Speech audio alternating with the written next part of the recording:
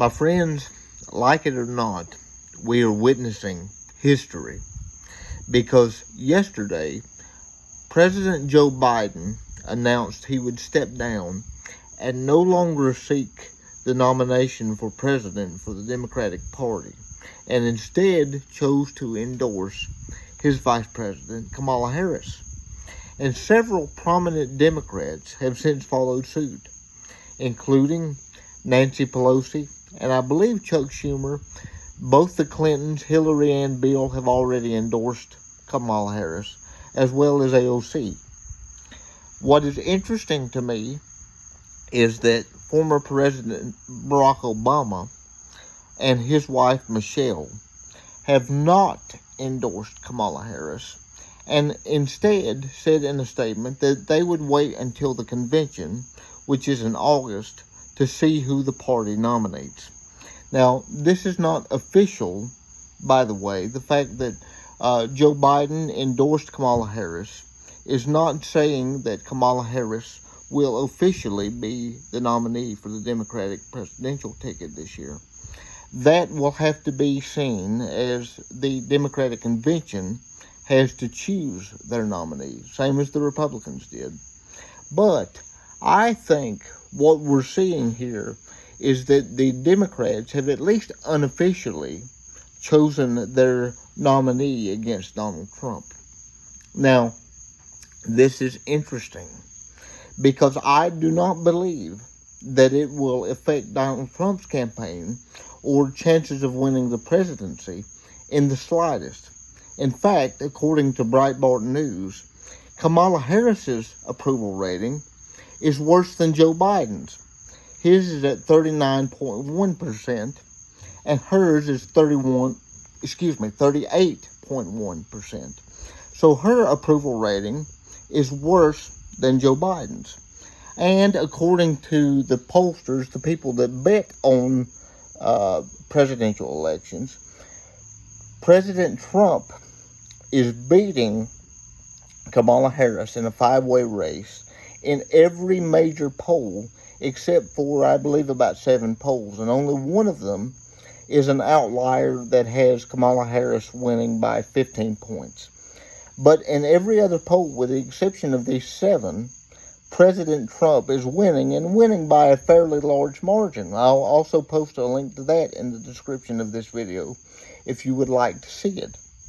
But I do not believe that any candidate that the Democrats choose to throw at the former president can beat him now, because they can no longer play the card that President Trump is a demented old man, the same way that Joe Biden is a demented old man. Now, all I think is happening here is the Democrats are trying to play damage control, because they saw after that disastrous debate on CNN that Joe Biden is not capable of being president, as some insiders have already said.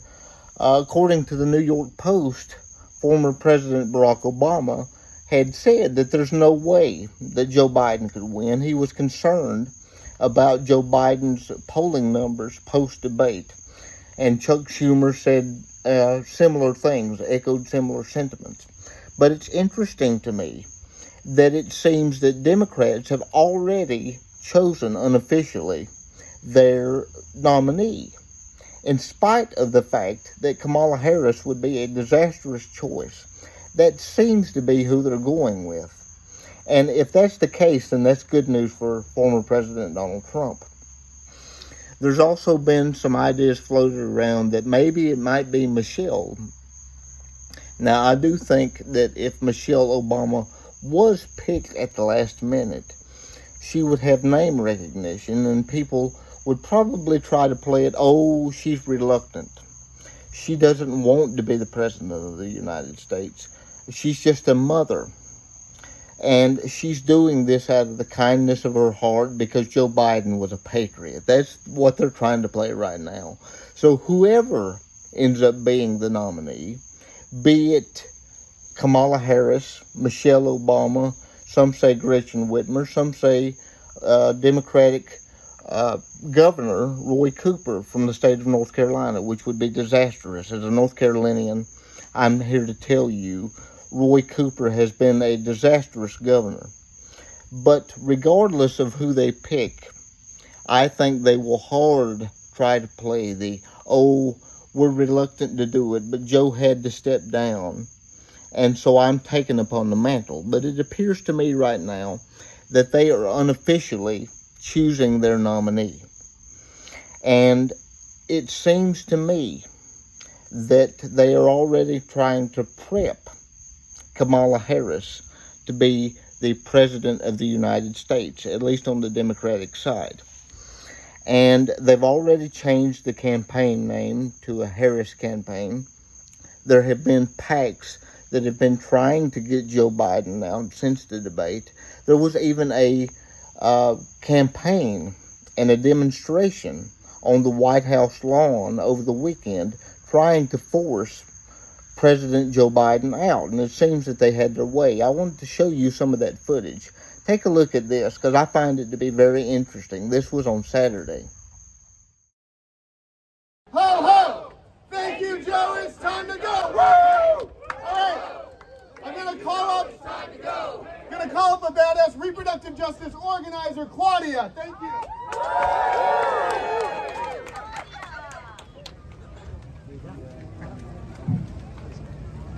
Hi everybody, my name is Claudia Nichega. I'm a 19-year-old feminist organizer. I'm a young person and I'm a college student. Young people have been shutting down streets, lobbying Congress, pressuring the White House and beyond, organizing for our rights, organizing for a chance to save our democracy, beat MAGA fascism, and win November's presidential election with a new Democratic presidential nominee. It is time for Joe Biden to step down. It is time to pass the torch. It is time to win this election. So you can see they're already playing the sympathetic old man who has just done a good job and is trying to do his best, but due to health conditions is no longer fit to run for president. Now, I find that interesting because Joe Biden also said in the statement that even though he would no longer be seeking the Democratic nomination for president, he would continue to serve out his term. Now, if he's not eligible to run and campaign for the nomination of his party, he is not eligible or fit to serve out the rest of his term. But yet, it takes the vice president to invoke the 25th Amendment, and they are yet to do this. I wonder, are they going to allow Joe Biden to finish out his term, even though he's clearly not in a good mental state? He doesn't know where he's at. As I've said before, he doesn't even know what office he's running for. Are they going to allow him to finish out his term and then have someone come in to replace him, as it appears to be Kamala Harris? But that remains to be seen. But House Democrats are doubling down and saying Joe Biden is more than capable of finishing out his term. Which way is it?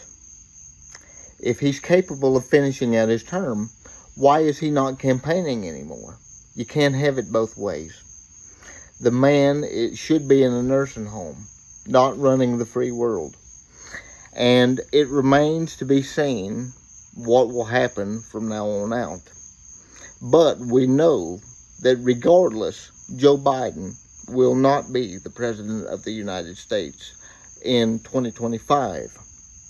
I think this is wonderful news for the Trump campaign, because I believe that unless the Democrats cheat again, this is going to be a washout for the Trump campaign. There's no way that Donald Trump can't win in a fair election. Not after this. Because he's beating Kamala arguably worse than he would be Joe. And it's interesting to me that the Democrats want to double down and say that Joe Biden is capable of finishing out his term, but he's no longer capable of campaigning for another term. So it's interesting to see how this plays out. There was even some speculation today that the former president is incapacitated due to coming down with COVID and may have already died.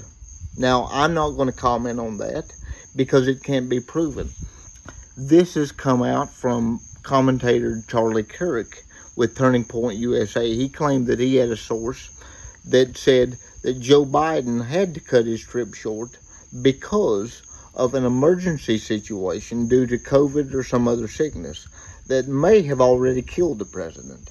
I'll link to that in the description, but I want you to listen to this clip of President Joe Biden endorsing Kamala Harris because Representative Lauren Boebert, due to this, I believe, called for proof that Joe Biden is still alive. And it appears that it may be a recorded phone call, because if you listen closely to Kamala Harris, she slips up and almost says, "We have Joe on the recording." Something's not adding up here. I'm not a conspiracy theorist, but it doesn't take a rocket scientist to think that there might be something to this. Now, it'd be interesting to watch and see if Joe Biden makes an appearance to give an official response, a televised response as to why he is not running. But this needs to be done, and I'm publicly calling for Joe Biden to come out and tell the American people why you have chosen to step down. You owe this to the American people.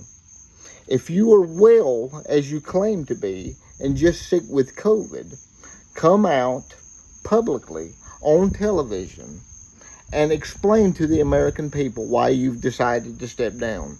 You owe that to us. Watch this segment and pay close attention. Be sure to like, share, and subscribe, and I'll see you in the next video. Mr. President, thank you for calling in today. Over to you. Julie, if I didn't have COVID, I'd be sitting there with you, standing there with you. I'm so proud of what you've all done. But this COVID keeping me out of people's hair for the next 3 or 4 days. But I'm going to be on the road, and I'm not going anywhere. It's kept me away a little bit, but I want people to remember that what we have done has been incredible, and we get so much more we're going to get done. And so I want to say hello to Kamala. If she can hear me, I know she's going to be speaking shortly. And I want to say to the team, embrace her. She's the best. I want to call today to thank everybody in this effort. I know yesterday's news was surprising, and it's hard for you to hear, but it was the right thing to do. I know it's hard because you poured your heart and soul into me to help us win this thing, help me get this nomination, help me win the nomination, and then go on to win the presidency. But you're an amazing team. But we've got a great. I think we made the right decision.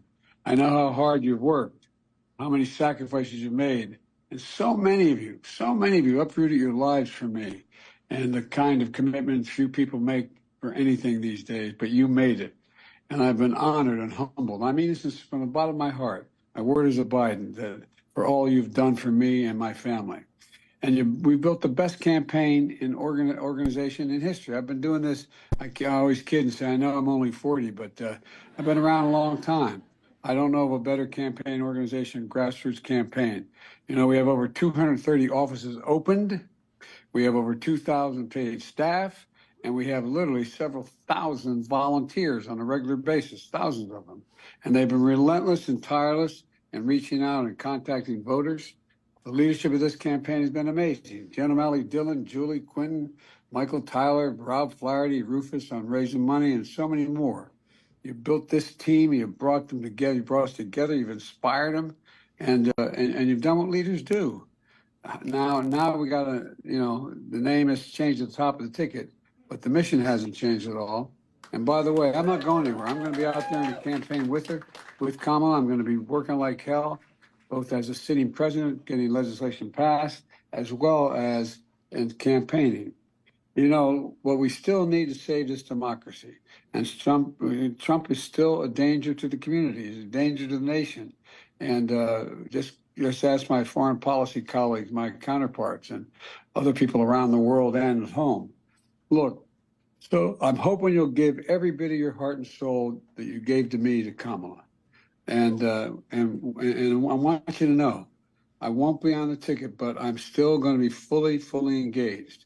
I've got 6 months left of my presidency. I'm determined to get as much done as I possibly can, both foreign policy and domestic policy. Keep lowering costs for families, continue to speak out on guns and child care, elder care, prescription drugs, and climate. Climate still is the existential threat that we face, and if we don't win this thing, it's all in jeopardy. And we got to keep working for an end to the war in Gaza. I'll be working very closely with the Israelis and with the Palestinians to try to work out how we can get the Gaza war to end and Middle East peace and get all those hostages home. I think we're on the verge of being able to do that. And we got to keep our alliances together. It's critically important. It took a while for me to build these alliances. Most of these my colleagues have acknowledged that, but it's critically important for our safety and security. And I know I'll be doing whatever Kamala wants me or needs me to do in addition. So let me be real clear. We're still fighting in this fight together. I'm not going anywhere. And I want you to know you've always had my back, and I promise you, I will always have your back. And I'm anxious for you all to hear from Kamala. So thank you, Julie. You're the best.